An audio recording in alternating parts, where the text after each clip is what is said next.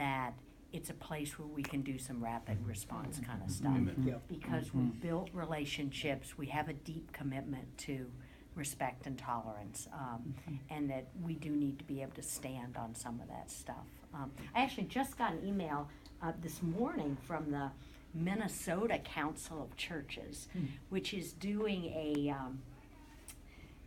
they're doing a sign campaign that says, have a blessed Ramadan.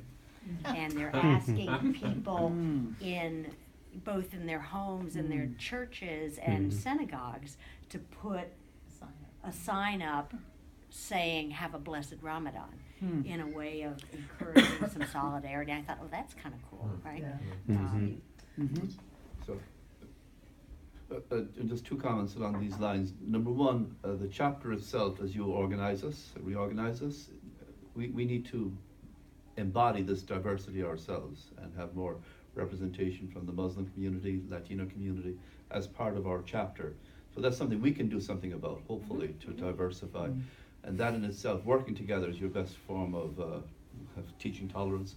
The second thing is that the Interfaith Center incubated, was the word we used, the Commonwealth Institute and what Michael Cassidy is doing, and the kind of economic analysis he does provides economic support, which also impresses the more economically minded Republicans, etc. So it bolsters our work, and hopefully we'll continue that relationship. Absolutely. I've met with Michael, and we are on a really good path to working together. And we don't see it here today.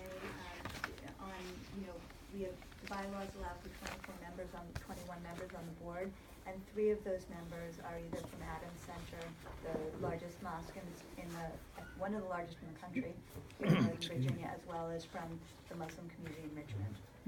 I see a very active involvement with the Muslim community in voice, and maybe we can build on that. Great. Yeah, I would just echo what some other people have said, and particularly the issue of how we frame ourselves and our issues and our concerns. I'm thinking about something that Irv said about, being cautious with our language, and that would speak to the issue of the demonization that is so prevalent in the media today, even whether, as you said, Jim, whether you're talking about the left-wingers or the right-wingers or whatever, everybody is, pointing fingers and calling each other names, and it's gotten to the point where some of us just feel like we want to drop out of the society altogether. The other thing is about building the alliances, not only with the business community, which I think is a great idea, but also with the faith community. I think that feels to me like it's been the struggle here in the chapter, that we've talked about it, we've hashed about it for so long, this need for outreach and cultivating relationships with people, not only people of other faiths, for that diversity, but just getting our toe in the door of the local congregations. Just feels like it's been hard. I don't know why it's been like that, but it feels like that. So just say that I think we need to find ways and tools, and part of it would be, winning some issues, because that really does give you a platform. But the other thing that you said, Kim, which I would feel enthusiastic about, is these so-called fact sheets or information sheets that are rooted in the various traditions' teachings, because I think that's what gives you, right? It gives you the leverage in a sense to go and speak with, knock on doors and speak with, pastors, rectors, rabbis, imams, whatever. It's been frustrating to me that we've had a hard time, I think, connecting with the clergy community, with the leaders of these faith traditions in the area. And, a couple of years ago, probably 5 years now, when there was an effort to meet with clergy leaders. It just, I mean, we held the meeting, it was a very successful meeting, and then it just kind of died after that, it seems to me. I mean, there never was enough follow-up there, whether we didn't have enough people, I don't know, but. And you're referring to what Charles did by getting together the forum meeting? Right. Exactly. Is the And, forum dead? and so several of those leaders who came, clergy, members of the clergy from various congregations who came to that, were keenly interested. Some of them are active with Voice, so, Voice to me provides a path, if you will, because you're talking about 40 some odd congregations of ministers or, clergy leaders who are committed to advocacy. So it's like you don't have to teach them about the advocacy thing. So I don't know, it seems to me that maybe one of the ways to approach that would be in terms of your building the infrastructure, it would be to have some sort of a training, some sort of a gathering, breakfast meeting of clergy, and do, really brief kind of training on the role of advocacy in the faith tradition, because every faith tradition, right, that we incorporate or that we seek to incorporate in the center has some kind of a mandate for justice work. And, everybody was good, even at that forum. Everybody was cool with the charity. Everybody's always cool with the charity. But then when you ask them to really get to the nub of it, to the systemic change, some of them get a little hesitant.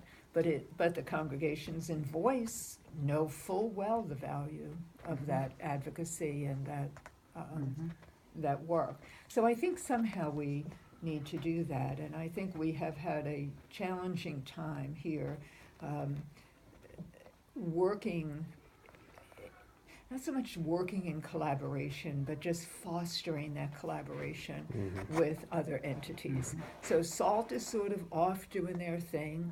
The Interfaith Center is off doing their thing. Voice is off doing their, everybody's in their silos. It's so frustrating, because if we really marshaled all of that on a couple of issues that we really all agree on, I think it could be a very powerful statement of the faith community coming to that table and really shaking things up. And I think using the faith tradition of the legislators is another key. We supposedly speak the language of faith. So I think our frames, just as Irv suggested, the language frame for working with the business community needs to be that economic piece. Well, if we're really about interfaith work, then we need to be reminding these leaders of these congregations what their tradition teaches. I have to say, and my experience on getting clergy and congregations involved is that it's less that they need to understand advocacy. It's really more of an organizing challenge, in that I think our job is to try to really think about what things people can do that would really make a difference from the life of the congregation. And so it's really an organizing challenge for us to think about, okay, these are our issues that we really want to move, and then what can we ask Little River UCC to do? And if we can spell out, here are the 4 things you can do that will help make a difference, and here's why we think it will make a difference, then I think people will do it. Yeah. And it's not that we have to spend all that, I don't think we have to spend all that much time convincing people of the value of advocacy, but we have to give people things to do that make sense. And that they understand the overall strategy and how what we're asking them to do fits into that. I don't know enough about the other faith communities. Maybe that's my problem. I've been around for a long time, but I really don't. I know in my own faith community, that's absolutely true. I mean, we sent 1,000 offering of letters, on behalf of Bread for the World. And I know that there are other communities that are very into that. But there are many other issues, and I can do that in my own congregation. I can get hundreds of people to write postcards, to send letters, to whatever. But I don't hear that. I don't hear that that's the way it is in other congregations. My experience in the Methodist denomination is that at the we pride ourselves on our diversity, and every point of view is welcome under the umbrella of the Methodist Church. And therefore, at the local level, the pastors are truly reluctant to address some of the more current social issues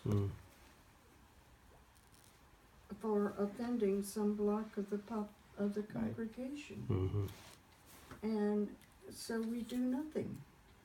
At the state level, there are activists. At the federal level, there are activists. But at the local level, it's something that they're very afraid to touch. On what you said, I was taught a long time ago that when you're dealing with members of Congress and you're dealing with the legislature, that the person that might be your enemy on this issue